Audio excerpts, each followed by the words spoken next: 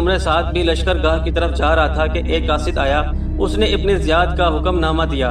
عمر سعد نے خط کھول کر پڑھا تو اس میں لکھا تھا، اگر امام حسین نے اطاعت قبول نہیں کی تو دریائے فرات اور اس کی نہروں پر قبضہ کر کے پانی بند کر دو، اور ایسا انتظام کرو کہ اہل بیت کو پانی کا ایک قطرہ بھی نہ ملے۔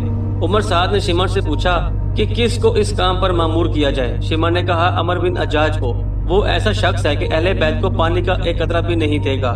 عمر سعد نے عمر بن حجاج کی طرف دیکھ کر پوچھا، کیا تم اس خدمت کو انجام دو گے؟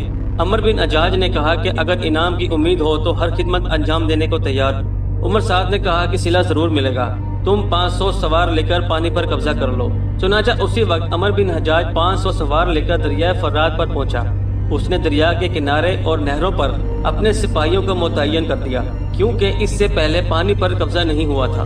اس لیے اہل بیت دن میں 2 مرتبہ، ایک صبح اور ایک مغرب کی نماز پڑھ کر پانی لیا کرتے